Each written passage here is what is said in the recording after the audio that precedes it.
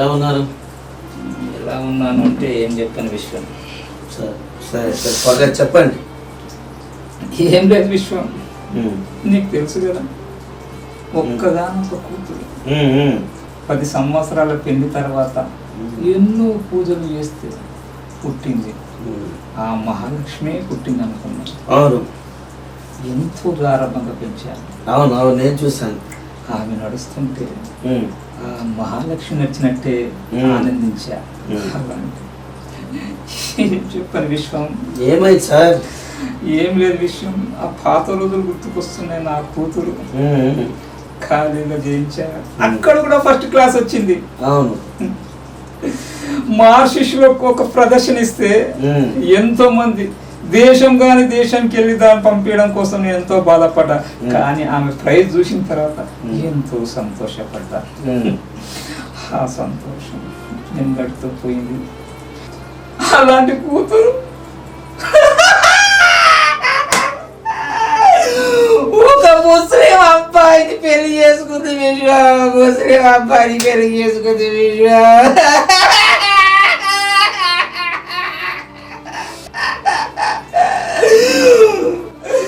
పాకిస్తాన్ కుర్రోని పెళ్లి చేసుకుంది ఇంట విశ్వం. నా భారతదేశానికి నా ముఖాన్ని ఎలా చూపెట్టాలి విశ్వం, ఎలా చూపెట్టాలి?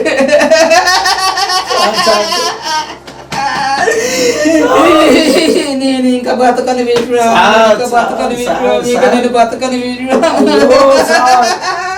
సార్ సార్ ప్రతి సమస్యకు పరిష్కారం ఉంటుంది సార్.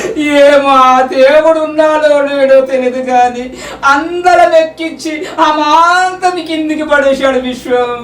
ఎంతో ఉప్పొంగాను, ఆ ఆనందం ఎంతో కాలము నిలవలేదు విశ్వం.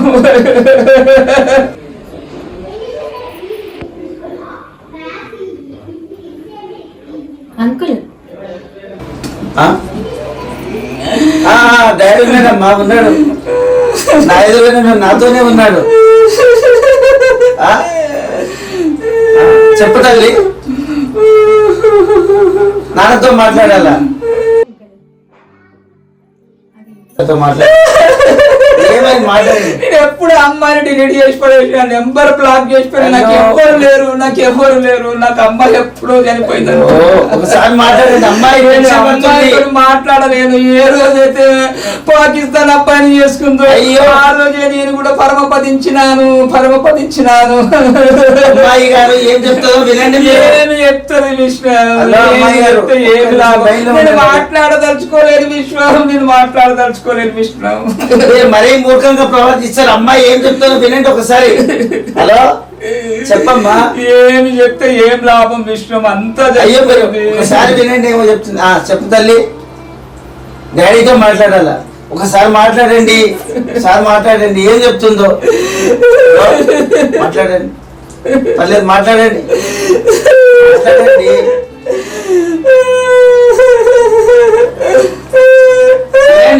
వినండి.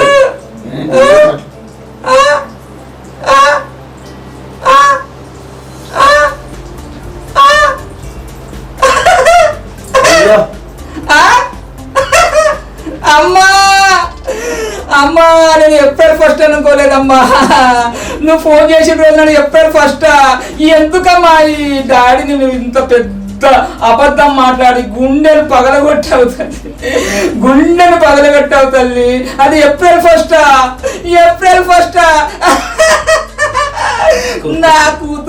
నా కూతురు నిప్పు లాంటిదిరా, బంగారం విశ్వం. నా కూతురు నిజంగా భరత మాత పుట్ట. అమ్మా ఎక్కడున్నావమ్మా? రామా. అబ్బా నాకు ఇప్పుడు కడుపు నిండిందమ్మా.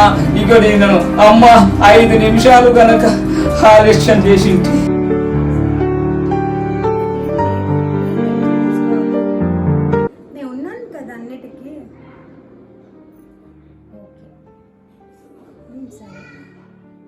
ఇంత పెద్దగా ఏప్రిల్ ఫుల్ మందలిచ్చాను కదా, ఎందుకు పెట్టారు విశ్వం? ఈ ఏప్రిల్ ఫుల్ ఎంతమంది హృదయాలను పాడు చేయాలి విశ్వం?